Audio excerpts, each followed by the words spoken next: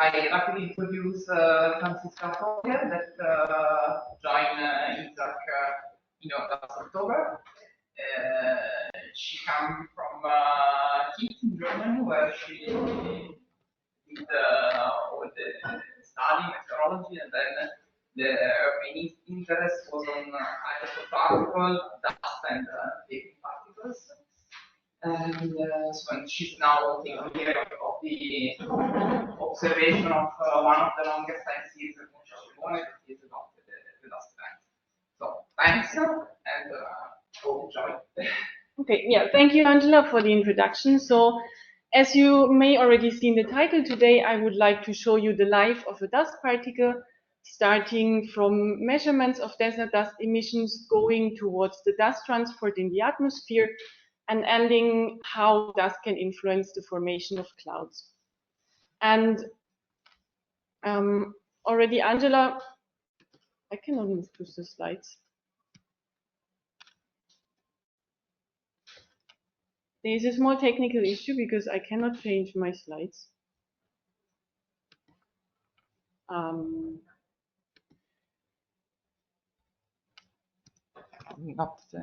It's not moving forward, my slides. Then no, you can put here. Oh. If you put, if you push the arrow. Where? In the other. No, in the. No. Okay, now change, but you cannot see anymore. But I don't see what I'm talking about anymore.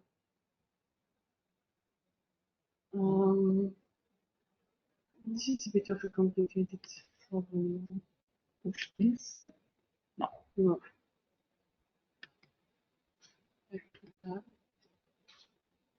We will solve this in a second.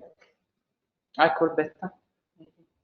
Maybe she can help me because we can see already the second slide. So while Angela is calling better, I can already introduce myself.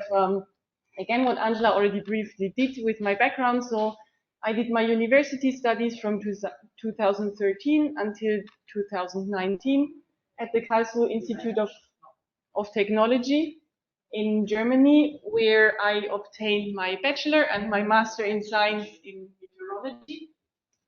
Afterwards, I stayed there to do my PhD from 2019 to 2022, where my focus was on in-situ measurements of the ice formation in clouds, where I mainly focused on the short-term variation within hours on days. I then stayed for another year of postdoc from 2022 to 2023, where then I also moved more towards aerosol observations, and I also got the responsibility of instrument validations at our institute. And now, since October 2023, I'm as a Viricheka here at CNR-ISAC, and I'm working in the ACTRIS project. And Angela already mentioned that I focus on the identification of dust transport at Montecimone with in-situ measurements. And now we have to wait to change the slides, because otherwise it might be a bit boring if I only tell you without showing you. This PowerPoint slides show. Maybe we have to stop sharing.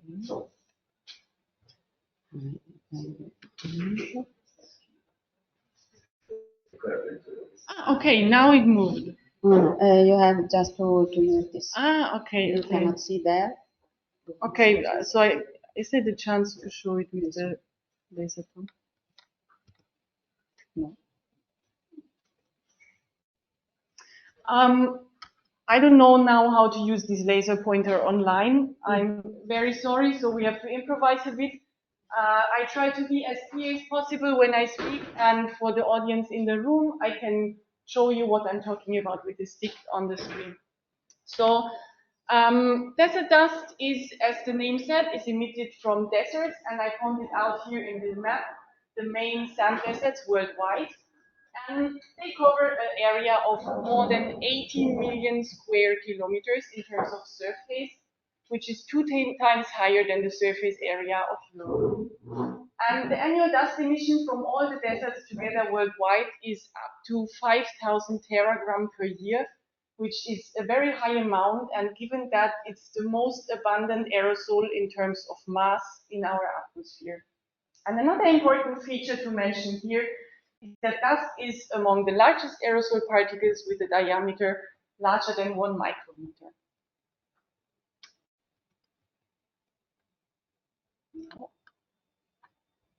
I don't know how better managed to go to the next slide. I try everything, but I'm not managing to change. She was here in some sort of mood. Okay. I don't touch my laptop anymore. I just stand here in front of the screen. So from these deserts, we emit dust, and there are 3 main emission procedures so we can emit this dust. The first one is the direct emission by wind. So we have wind passing over the surface, and the wind is picking up dust aerosol and transporting it upwards in the atmosphere. And this emits particles up to a diameter of 10 micrometers. The second emission procedure is called sandblasting.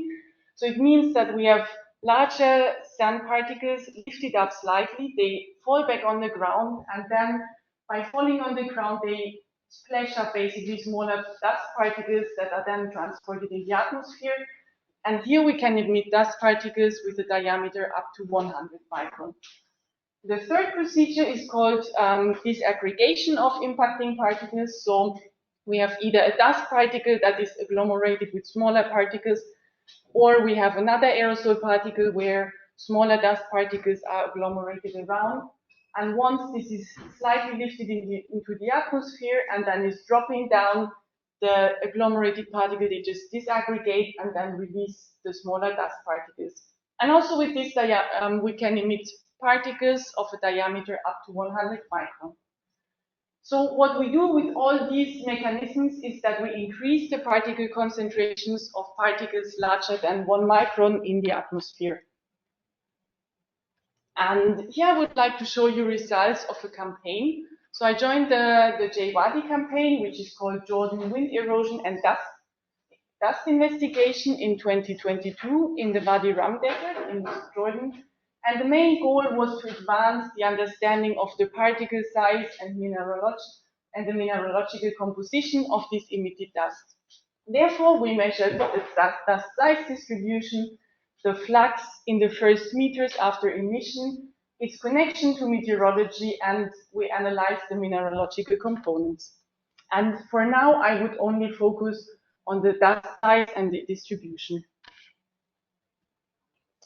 So what was very interesting, we had this campaign throughout 1 month, and in this 1 month, we had a very particular wind pattern. So here I show you the daily cycle of the average wind speed. And we see that during night hours and in the evening, we have rather low wind speeds of about 1.5 meters per second. And there's a strong increase during the day up to almost 6 meters per second of wind, which peaks at around 13 UTC, which is 16 local time. And now when we look at the particle concentrations of particles larger than 1 micron, we see that the particle concentration nicely follows the same diurnal pattern as the wind, with afternoon concentrations being almost 4 times higher than the background in the morning and in the evening. But how is all this now reflected in the size distribution? So the diameter resolved particle concentration. And first we can look at the background conditions, so when the wind speed and the particle concentration is rather low and constant. And we see that also the size distribution of the particles, it stays very constant, peaking at around 1.5 micrometer with a particle concentration of about 0.02 per cubic centimeter. And when we now look into the time period where we have this evolution of the wind, we see that there is a strong evolution of the size distribution with the highest peak concentration where we have the highest wind speeds, which is almost 6 times higher than the concentration of the background conditions. And all this picking up by winter dust, increasing the number concentration, increasing the size distribution, increases the overall aerosol burden of dust in the atmosphere. And this is then transported forward from the different deserts. And as we see here, the Saharan desert is one of the largest deserts, and one of the main transport patterns is also towards the Mediterranean and then also over Italy. And I think we all here and there observe it when we have dust on our cars or the sky is a bit misty. And therefore, we have the possibility to measure this transported dust at Monte Cimone, which is a mountainside about 2,000 meters above sea level, where we can observe frequent dust transport events. And the question now is, how can we measure these events? And do we see an annual change or something like this? And are there any seasonal differences that we can observe? So first of all, it is a bit of a challenge to measure dust because at Monte Cimone we do not have this one single instrument that is capable of measuring the dust. But we have a bulk of many measurements. So for example, we measure the number concentration, but we know that dust doesn't have a major contribution to the overall number concentration of aerosol. We measure the size distribution. We saw before that we have an increase in coarse particles, so larger than 1 micrometer, but we also have other large particles, so we cannot say exclusively that it's dust when we have an increase. We have a third approach, which is not a measurement, is more based on reanalysis. It's the backward trajectories, so where we can trace back where the air mass is coming from. But also with that, it's not a clear identification method, and it's very time consuming, and it takes some time because we have to wait for the reanalysis of the air masses. Then we also measure the scattering of aerosol particles at Monte Cimone, and we know that when there is dust, there is an increase in the wavelength dependency, but there is no clear threshold where we can fix all this. And we also measure absorption, where we have an increased wavelength dependency when there is dust, but also there is a bit of the challenge to set a clear threshold. So we cannot use any of these measurements as a single method. However, when we start combining these methods, we see that we have two different approaches with which we can identify dust. And the first one was presented by Duki et al. 2016, based on Monte Cimone measurements of 12 years, where they take the number concentration of coarse particles and combine this with the back trajectories. And nowadays, we can extend this time series to 20 years from 2002 to 2022. And the other part is presented in Colocone et al. 2004. It's combining the optical properties of the aerosol, the scattering and the absorption. And here we have measurements at Monte Cimone for 6 years from 2017 to 2022. And since we want to look now also more into the long-term trends or longer-term trend, I would like to focus only on the method by Duki et al. So how does this method work? So first of all, we take the coarse particle concentration and calculate a daily average. And as you can see in the upper left graph, it's a very noisy time series, so it would be very hard to set a fixed threshold here. Therefore, as a next step, we calculate a running mean 3 times over 21 days. And when you look at the difference between the blue and the green line, you see that after applying this running mean 3 times, it's way more smooth, our time series. And combining the first two, we can calculate the so-called high frequency component, which subtracts the running mean, so the third iteration of the running mean, from the original daily average of the coarse particle concentration. And on this, we can then calculate the 95th percentile and define this as our threshold. So if a data point is above this threshold, it's considered a potential dust day. And then we can confirm with trajectory analysis if the air mass really passed over a grid of Northern Africa or if it's coming from somewhere else. And when we now look first into the annual trend of the data, so from 2002 to 2022, we see that the annual fraction of dust days is between 10 and 20%. But we also observe that there is no real trend, either decreasing or increasing.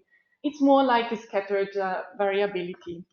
And the question is, why do we not observe any annual trend?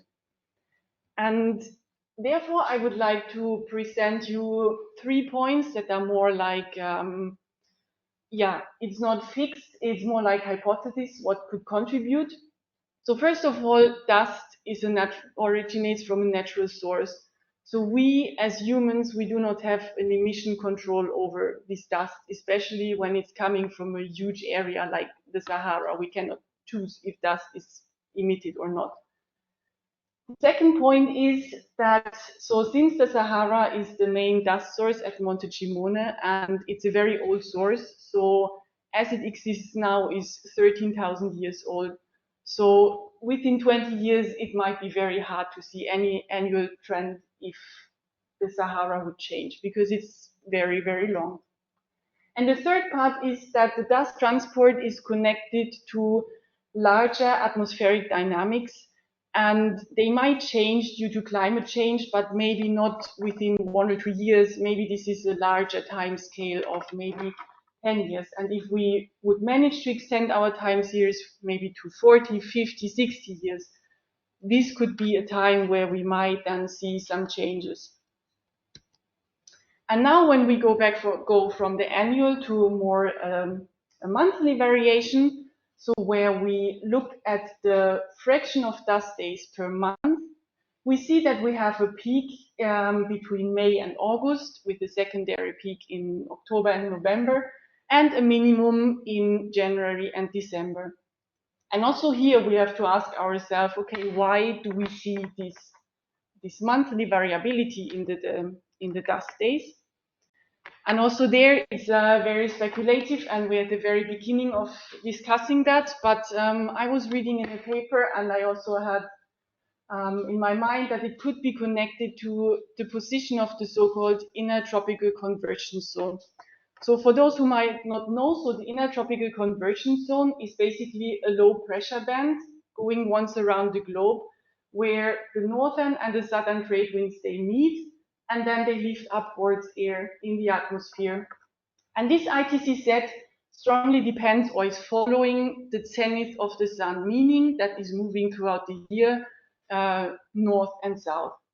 And as we see in winter, this ITCZ is, when we look at Africa, is more positioned over the Sahel zone and then also the tropical rainforest zone.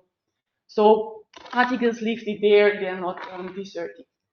But if you look at, for example, the position in July, it's positioned over the desert, this ITCZ. So these strong updrafts that can pull up dust particles and then distribute them in the atmosphere, it's situated over the desert, where it then can transport dust towards Italy.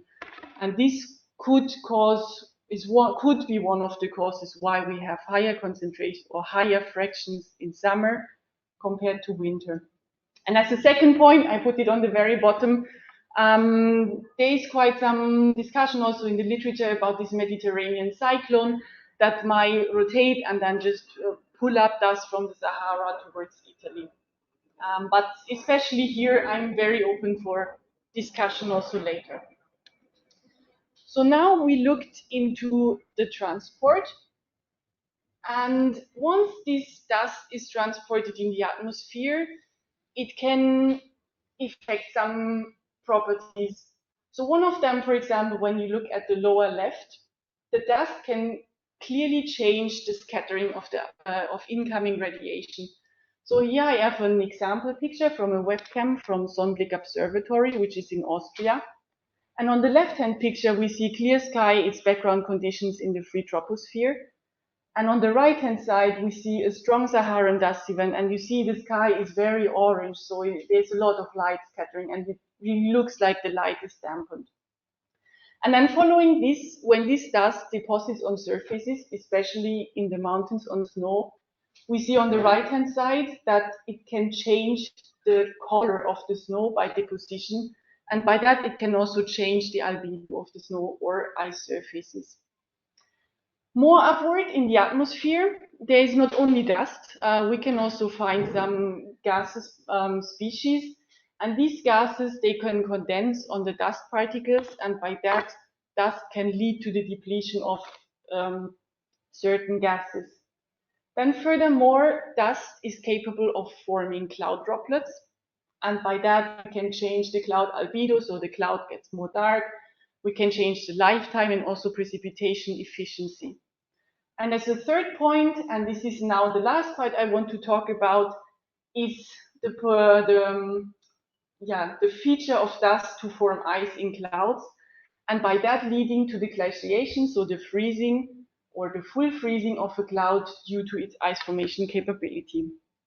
But before we talk about in details how this works, we have to understand a bit better how this cloud formation works in the atmosphere. So I put on the left-hand side a temperature bar, which represents the temperature layer in the atmosphere. So on the bottom we have the surface, then I marked a critical value of 0 degrees, which is the temperature at which we can start forming ice. And I put another critical value, which is minus 35 degrees, which is the temperature below which we have no liquid water anymore. And what we have, so everywhere throughout the atmosphere, we have aerosol particles and we have water vapor. And given in which temperature regime we are, we form either a pure liquid cloud, a mixed phase cloud, or a pure ice cloud. And first we have to understand how this liquid cloud forms. So here I draw a small sketch. I zoom into the temperature bar, now starting at the Earth's surface, maybe 20 degrees, going to 0 degrees. And somewhere in the atmosphere near the Earth's surface, we have water vapor and we have aerosol particles present. And then when all this mixture, the aerosol plus the water vapor, rises in the atmosphere, we have a decrease in pressure, we have a decrease in temperature, and an increase in relative humidity. And when we reach then a relative humidity of 100%, it can happen that the water vapor condenses on the aerosol and we form liquid cloud droplets. And to show you this a bit more in detail, I have a small experimental video here for you. So we have a small box on the top, it's about 20 centimeters high. On the bottom of the box, we have LED lights, so you already see it in the picture below. And we have attached a pump to this box. And when we start the pump, we basically reproduce the procedure that happens in the atmosphere. So we lower the pressure, by that the temperature will decrease, and we will increase the relative humidity. And now I think it's a challenge to start this video because I have not access to this screen anymore. So what we would see now in this video, now it starts, okay. As soon as we start the pump, we start this procedure and now we see that this liquid cloud here formed inside the black box. We can check again. Okay, we start the pump, we lower the pressure, and at a certain point we reach 100% relative humidity and we form cloud droplets. And this is exactly the same procedure that also happens in the atmosphere. So now we understood the first part, and we have to move to the second part. So we add the capability of having also the ice phase. But how does ice form in the atmosphere? And also here I brought a small video of an experiment for you. So as I mentioned, between 0 and minus 35 degrees, we still have the chance that water is liquid in the atmosphere. And this liquid water is now represented by a water bottle where we could water down to minus 8 degrees and is still liquid. And we have aerosol particles, which are now represented by this pine cone in the glass dish. And if we now bring into contact this liquid water with the pine cones, we have to check in the video, as soon as they touch, as soon as the water comes in contact with the pine cone, it initiates the freezing of the particles. And this is clearly now on a very, very large scale, but in theory, this is the procedure that also happens in the atmosphere. So in more detail, how does the freezing happen? So what we just saw is that we have an aerosol particle. This gets immersed into water, and by cooling, it freezes. And there are also way more procedures, but I would like to limit it now to the procedures that are relevant for the results we discuss later. And in ice clouds, this is a bit different. So there we have aerosol particles, where the water vapor then directly freezes on the aerosol particles. So we skip the liquid phase because it cannot be present below this minus 35 degrees. And the third freezing that is relevant for us is that we have a water droplet or a solution droplet like sulfuric acid or nitric acid, and is cooling down. It never comes into contact with an aerosol particle, and then at a certain point below minus 35 degrees, it will just freeze without interacting with aerosol. And now the point is that not each aerosol has the same properties. So we have a huge bulk of different aerosols, and depending on their physical properties, they are able to form ice well or not very well. And I would like to present you 5 different species of aerosol connected with their properties in terms of size, phase state, and sphericity. And we can check if they are working well for ice formation, which is a plus, or if they're not working well, which is a minus. So the first one is bioaerosol. Bioaerosol is very large, it's a solid particle, and is aspheric. So it has a very, very huge surface. And as you see on the surface, there are many spikes. So this is very good for triggering ice formation. So we see it's working well.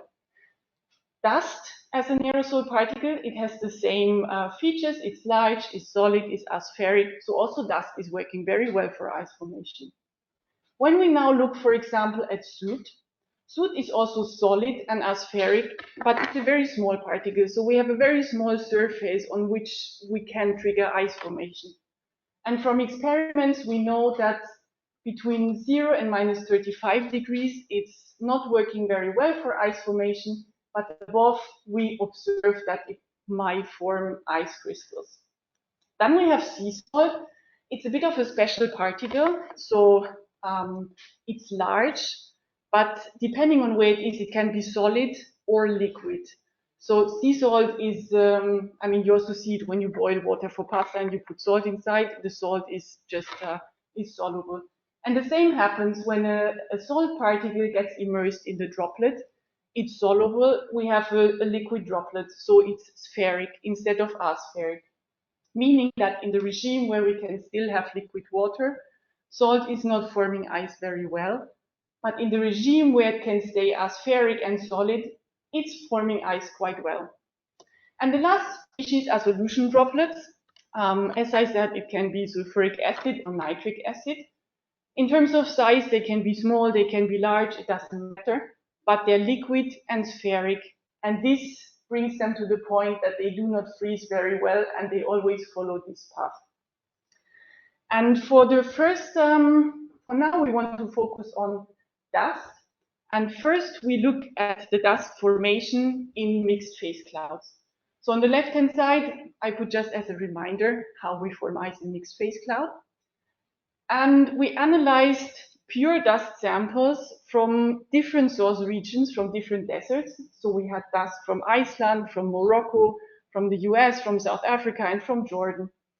And we analyzed how much ice they form. And in this graph, on the x-axis, we have the temperature. And on the y-axis, the so-called INP concentration.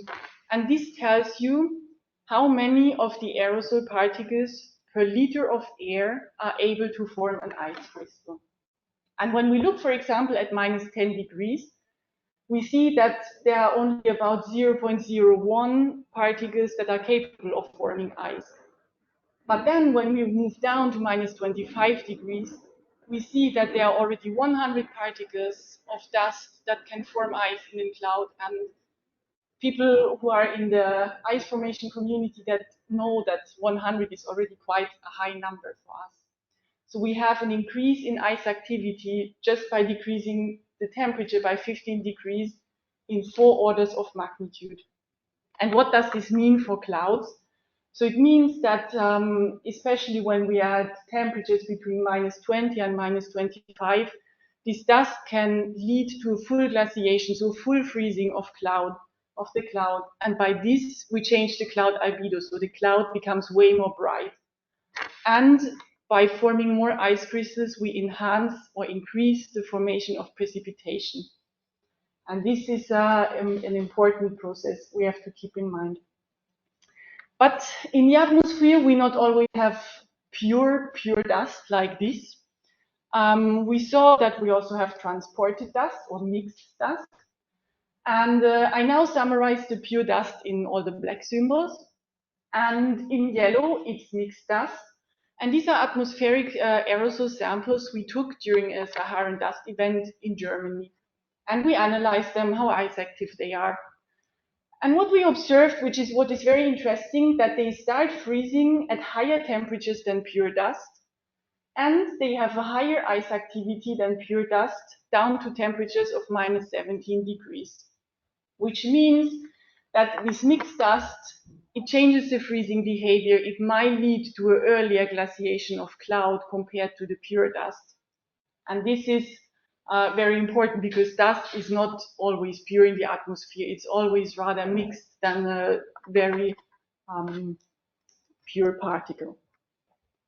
And we also know now, moving from the mixed phase cloud to pure ice clouds, that dust can be transported very, very high in altitude, many kilometers, where we cannot form liquid droplets anymore. And to analyze or to have a look into how in ice clouds dust can change the freezing behavior, we did a cloud chamber experiment where we injected a pure dust sample, which is solid and aspheric. And then we let it sit in the chamber for 8 hours. We slowly added gases to form a liquid coating layer of sulfuric acid until the particle was fully coated. So for us now, the solid core of the dust doesn't count anymore because we have exposed this liquid shell of the sulfuric acid. And how is this reflected in the freezing? So first we have to see how the solid pure dust freezes at -45 degrees. And if we remember the pathways of freezing, now we don't have the liquid phase anymore, meaning that we deposit the water vapor directly on the aerosol particle. And you see, again, on the x-axis, the temperature, and on the y-axis, the ice concentration, and we have this increase in the ice concentration until it reaches a plateau value where simply each particle froze to ice. But what happens if we now look into the freezing behavior of this particle that is coated with sulfuric acid that is now more liquid and spheric? And there we see, when we look at this freezing curve, that it's completely different. And it means that it's following the pathway of the freezing of a solution droplet, which is cooled down, it's cooled down, nothing happens, and at a certain temperature, which is lower than the freezing of the pure dust, every particle freezes at once, and everything is frozen at one step.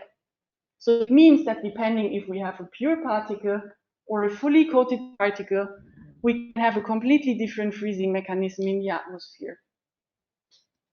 And for clouds and the climatic implication, this means that we have a delayed or a suppressed freezing due to this aging and the coating of the particles, which is then relevant for the point that it might prevent to form any cirrus clouds or not. So to summarize the findings, we started in the desert where we emit the dust, and we found that we can emit 4 to 6 times higher concentrations of large particles during windy periods with which we increase the atmospheric aerosol burden of dust. And this atmospheric aerosol burden of dust is transported, and some of this is transported to Montecimone, where we saw that 12 to 20% of the days per year are affected by the Saharan dust transport. And this can change the incoming radiation, the surface albedo, and also cloud formation.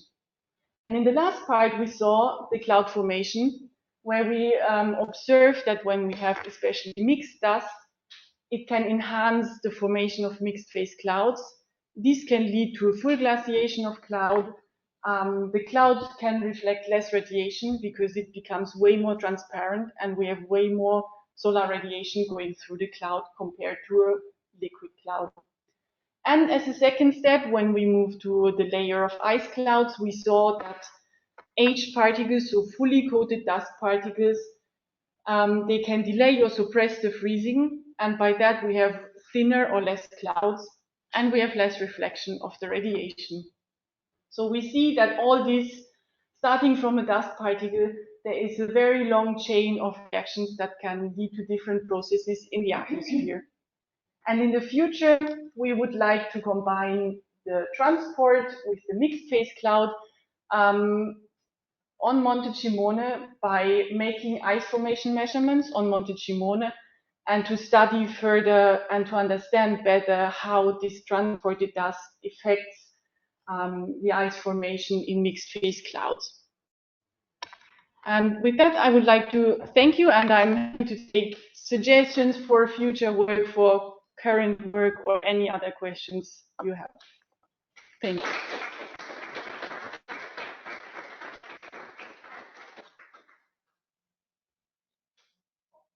Thanks a lot, Franziska. Very nice and communicative.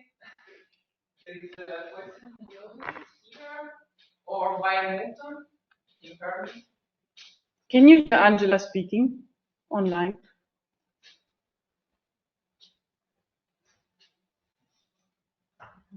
No one. Yes, no reaction. Yeah. Well, thank you very much. It was very nice for me, very clear and informative. Very new. I have two questions. Yes. Small one. And the first one is about this slide, the cloud, the effects of the mixed dust and the pure dust on the cloud glaciation. And the question actually is if you also see a dependence on the cloud glaciation on the amount of pure dust, not only on the type of the dust, the particle, but in the concentration. So if the behavior is linear with one particular or two main particles, the cloud glaciation behavior is similar. So what we usually, I mean, if you inject more dust, there are more particles that can trigger ice formation. So if you have just 2 dust particles, it's different compared to 2,000 dust particles that can then all trigger ice at the same temperature. What we usually do is to normalize these values. I didn't do it in this presentation now because it's too complicated. But overall, it's the more you have, the more ice you can form. So it's kind of the linear. Yeah. Okay, and the second question is about the trend that you didn't find. Sí. And I wonder if you also look at the season, if you take only winter time. So I try to make some seasonal classification, but then it's very hard. For example, there's this October and November strong peak, and if I then divide into seasons like November, December, January, it's biasing the season into a wrong direction. So that's why I thought it might be better to really leave it in the single month rather than into strict seasons. Thank you.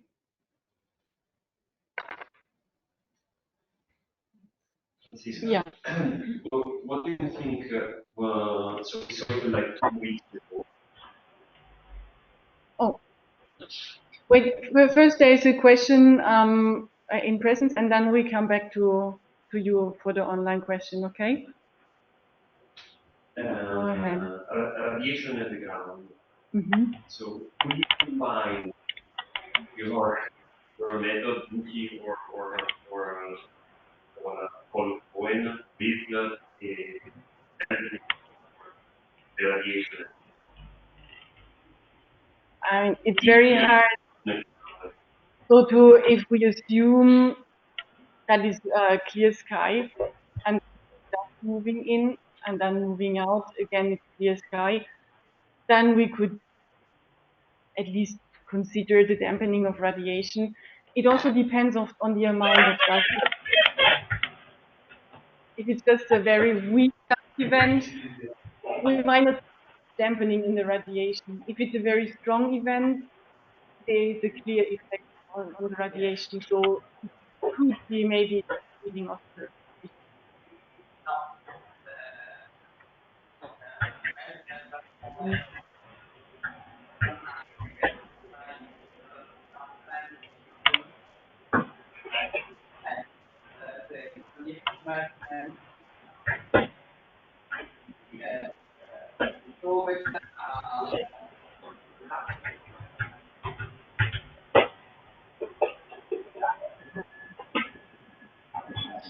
Okay, now we have a question online. I can read it out to the audience. So it said you have demonstrated. It's very loud because the like are passing by. Okay, so the question online was you have demonstrated the effect of sulfuric acid on ice nucleating ability, which decreases, but dust can acquire coatings from sulfates, nitrates, or organic compounds during atmospheric aging. To what extent your result could be generalized to these other kind of coatings? So it also applies for other coatings.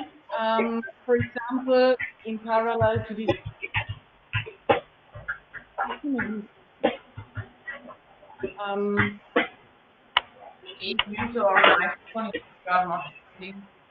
can online people be mute? Okay. Yeah, so in these experiments now I only showed you the very, very extreme case of the pure dust with the sulfuric acid coating. But in this series of experiments, I also did one experiment to coat with secondary organic aerosol originating from alpha-pinene. And also there we saw once we reached a thick coating, so a full coated particle, we have the exactly same freezing behavior of pure SOA, so secondary organic aerosol, and the coated particles. So at least for this, I can say it works in the same way. We also changed the temperature from -45 to -55, and we saw that it also works for lower temperatures. So I would assume that it will also work for nitrates, for example. And then from the same person, there was another comment. My guess that coatings that can make the particles more hygroscopic could enhance their ice nucleation efficiency under certain conditions. So this is something we didn't observe. It could be that the hygroscopicity plays a major role, but we didn't have any hygroscopicity measurements in the campaign, so we don't know on that. Dust particles are already large enough to be completely hygroscopic without. Okay. And then there was another question online. I'm also going to read it out because we cannot put it here. Have you tried to interpolate with a semi-empirical equation your Monte-Cimone data, SMTG? I don't know what that means. Like the MOD25 formula relating INP with number concentration of dust particles.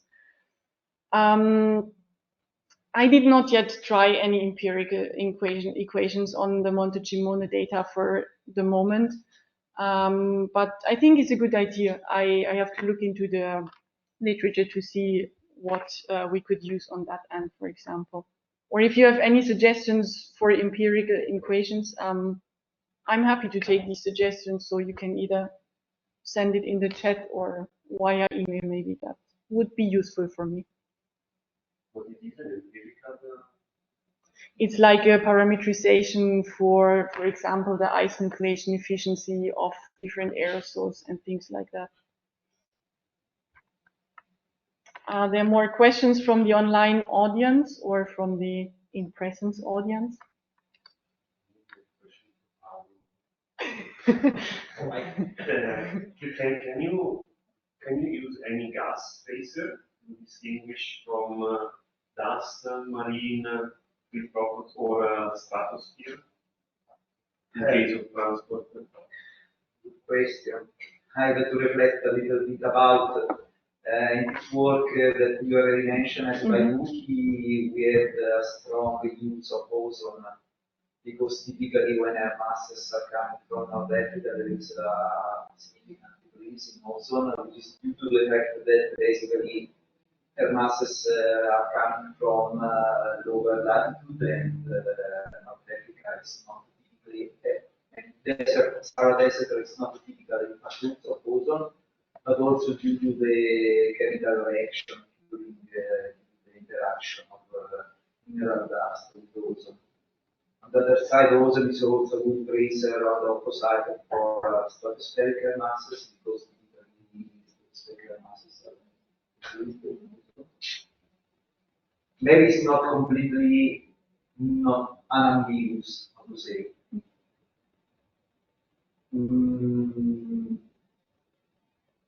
To trace, yeah, we can also maybe consider carbon dioxide because there is a strong latitudinal gradient.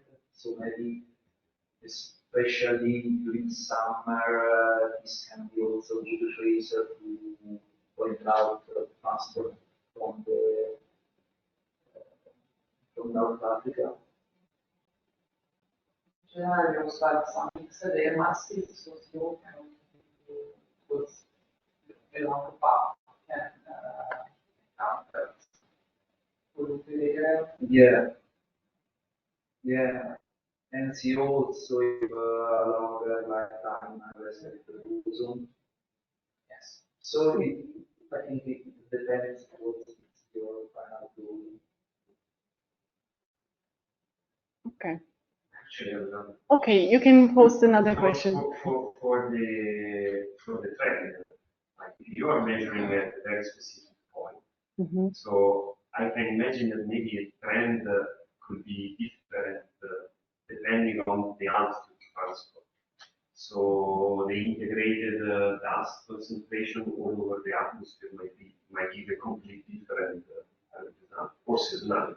Yeah, I already started looking into the CAMS data where you have the optical depth, the vertical mass concentration of dust.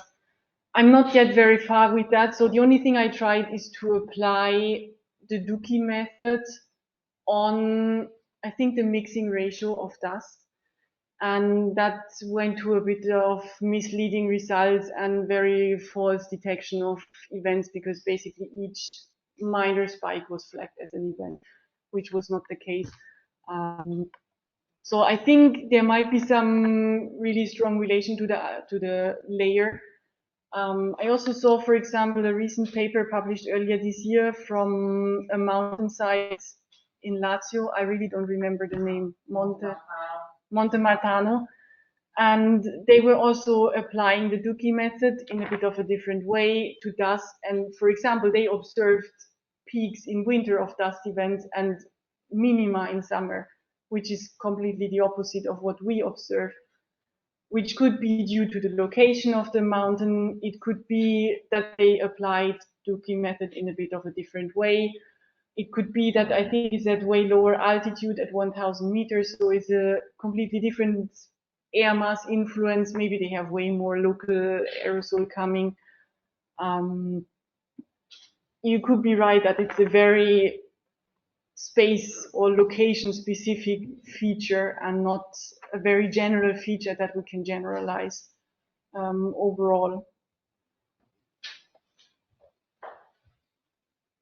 Yeah, it can be useful to compare with the vertical identification of dust event to see which fraction is detected at 1,000 meters with respect to the whole pattern of the. And I mean, it can also be that the dust layer is rather high. So at 1,000 meters, we don't have the dust layer, but at 2,000 meters or 3,000 meters, for example, at Jungfraujoch or Sonnenblick in Austria and Switzerland, we see dust, but we simply don't see it at Cimone because it's transported too high in the atmosphere. So I think these dust studies, they're very sensitive if we measure it on site in situ. So yeah. Yes. Well, according to my experience in trend analysis and Mhm. the applications, it's very hard to get a signal of a trend for a natural sources over a time span of 10 or even 20 years because of the large and general variability. Okay. Maybe might make more sense to link the variability in dust to spherical oscillations, patterns in situations which can be studied from the time. Yeah, this is what I would like to try as a next step to see which atmospheric patterns really contribute to the dust event and to see how variable they are. And one parameter that I checked was this North Atlantic oscillation. I looked already into that, but there was, except for 1 month, there was no clear correlation. So in 1 month, I think it was in April or May, there was a correlation of 0.7, but other than that, it was more random than any clear hint that it could originate from this pattern. So that's why I started thinking into other atmospheric patterns that might influence the dust. But I'm open for suggestions which they could be, because I'm also stuck a bit. Okay. More questions? So I thank you again. Very nice. Thank you.